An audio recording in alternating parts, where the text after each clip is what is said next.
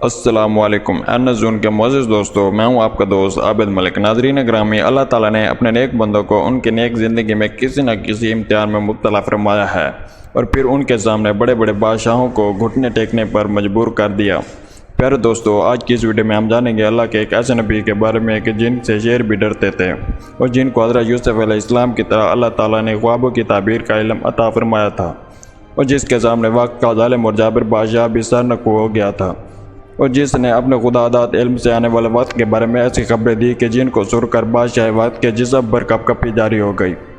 اور جس نے دعا کی تھی کہ مجھے امت محمدی کے لوگ نماز جنازہ پڑھ کر دفن کریں، جس نے بنی اسرائیل اور اس وقت کے ظالم و جابر بادشاہ کے سامنے آخری نبی کی خبریں پیش کیں اور اس کو کئی صدیاں پہلے بتا دیا تھا کہ جو اس خدائی دین کے سامنے ڈٹنے کی کوشش کرے گا تو وہ پتھر کے بت کی طرح پاش پاش کر دیا جائے گا۔ دوستو، ان تمام تر سوالات کے جوابات قرآن و سنت کی روشنی میں اس ویڈیو میں پیش کیے جائیں گے، لہٰذا آپ سے گزارش ہے کہ آپ اس ویڈیو کو اینڈ تک ضرور دیکھیں۔ پیارے دوستو، تاریخ کے جلیل و قدر نبی کو حضرت دانیال علیہ السلام کے نام سے جانا جاتا ہے کہ آخری دور میں پیدا ہوئے اور آپ علیہ السلام 1457 قبل مسیح بیت المقدس میں پیدا ہوئے تھے۔ دانیال علیہ السلام کا لوح نعرہ ہے کہ خدا ہی میرا منصف ہے۔ پیارے دوستو، جس ملک میں حضرت دانیال علیہ السلام پیدا ہوئے تھے اس ملک کے نجومی وہاں کے بادشاہ کے پاس آئے اور اسے آگاہ کیا کہ ایک بچہ پیدا ہوگا جو تیری بادشاہت کو تباہ و برباد کر دے گا۔ چنانچہ اس بات پر بادشاہ برہم ہوا اور بادشاہ نے کہا کہ اللہ کی قسم، اس رات جو بھی بچہ پیدا ہوگا میں ضرور اس کو قتل کر دوں گا۔ چنانچہ اس رات حضرت دانیال علیہ السلام پیدا ہوئے تو لوگوں نے ان کو اٹھا کر شیرنی کے کچاڑ میں پھینک دیا۔ چنانچہ جب شیرنی اور شیر آئے تو وہ اس بچے کو پیار کرنے لگے۔ شیرنی اور شیر نے حضرت دانیال علیہ السلام کو کوئی نقصان نہ پہنچایا۔ جب حضرت دانیال علیہ السلام کی والدہ تشریف لائیں تو انہوں نے دیکھا کہ شیرنی اور شیر حضرت دانیال علیہ السلام کو چاٹ رہے تھے، اور اس طرح اللہ تعالیٰ نے حضرت دانیال علیہ السلام کو بچپن میں محفوظ رکھا، یہاں تک کہ وہ اس مقام و مرتبے تک پہنچے کہ جس کے بارے میں اللہ تعالیٰ نے لوح محفوظ میں لکھا ہوا تھا۔ ناظرین گرامی، حضرت دانیال علیہ السلام کی جوانی کے ایام میں بنی اسرائیل میں بہترین زمانہ تھا،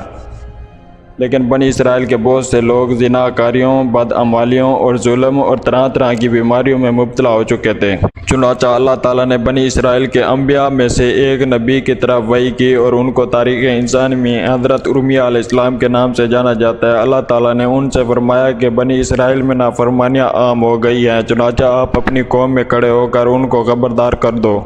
جب آپ علیہ السلام نے بنی اسرائیل تک اپنا پیغام پہنچایا تو انہوں نے آپ علیہ السلام کو طرح طرح کی تکلیفیں دے کر آپ کو قید کے اندر ڈال دیا۔ پیارے دوستو، اللہ تعالیٰ نے نافرمانی اور حضرت ارمیہ علیہ السلام کو جھٹلانے کی سزا یہ دی کہ اللہ تعالیٰ نے ان پر بغض نصاب بادشاہ کو مسلط کر دیا۔ پیارے دوستو، بغض نصاب بنی اسرائیل میں داخل ہوا اور اس نے وہاں پر جاہلیت پھیلا دی اور ظالم بادشاہوں کی طرح ان کے ساتھ ظلم کیا۔ ان میں سے ایک تائی کو ختم کیا اور ایک تائی کو قید کر لیا، صرف آبائی عورتوں اور بچوں کو چھوڑا۔ پیارے دوستو، جب بغض نصاب فارغ ہو کر جانے لگا تو اس نے سارا مال و دولت لوٹ لیا اور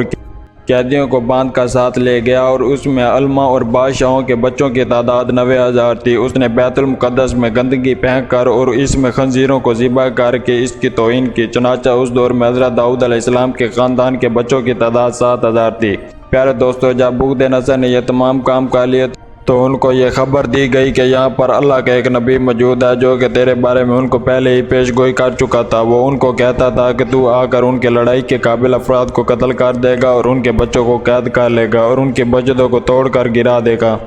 لیکن لوگوں نے اسے جھٹلایا اور اس کو مارا پیٹا اور اسے ایک بیڑیوں میں جکڑ کر قید خانے میں ڈال دیا۔ چنانچہ بغض نصر نے حکم دیا کہ حضرت ارمیہ علیہ السلام کو قید سے نکالا جائے۔ جب حضرت ارمیہ علیہ السلام کو قید سے نکالا گیا تو بغض نصر نے اس سے پوچھا کہ کیا تم واقعی ان کو پیش آنے والے حالات کے بارے میں ڈراتے تھے؟ تو حضرت ارمیہ علیہ السلام نے فرمایا، جی ہاں۔ بغض نصر نے کہا، تجھے اس کا علم کیسے ہوا؟ تو انہوں نے جواب دیا کہ اللہ تعالیٰ نے مجھے ان کے پاس رسول بنا کر بھیجا تھا۔ چنانچہ اس کے بعد بغض نصر نے تمام بنی اسرائیل کو قیدی بنا کر اپنے ساتھ لے گیا۔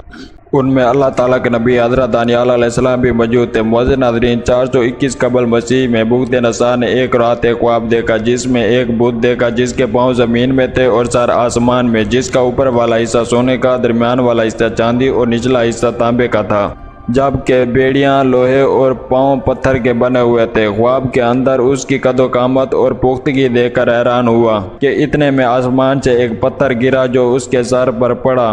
اور اسے پیس کر رکھ دیا، اور اس کا سونا چاندی تانبا اس طرح مل گئے کہ اس کو کوئی جدا نہیں کر سکتا تھا۔ پھر اس کے بعد بھوت نساء نے دیکھا کہ وہ پتھر بڑا ہوتا گیا اور پھیلتا رہا اور ساری زمین اس سے بھر گئی۔ ناظرین گرامی، بھوت نساء اس خواب کو دیکھنے کے بعد اس کو بھول گیا اور اسے بہت زیادہ پریشانی لاحق ہوئی، اور اس نے اپنی مملکت کے نجومیوں کو بلوایا اور اس سے کہا کہ تم میں سے کوئی ایسا شخص بھی موجود ہے جو مجھے خواب کے متعلق بتائے اور اس خواب کی تعبیر بھی بتائے۔ چنانچہ نجومی اس خواب کو بتانے کے بارے میں عاجز آ چکے تھے کہ اسی دوران کسی نے بھوت نساء کو مشورہ دیا کہ خواب کی تعبیر حضرت دانیال علیہ السلام کو پوچھی جائے، کیونکہ دانیال علیہ السلام کو اللہ تعالیٰ نے خوابوں کی تعبیر کا علم عطا فرمایا ہے۔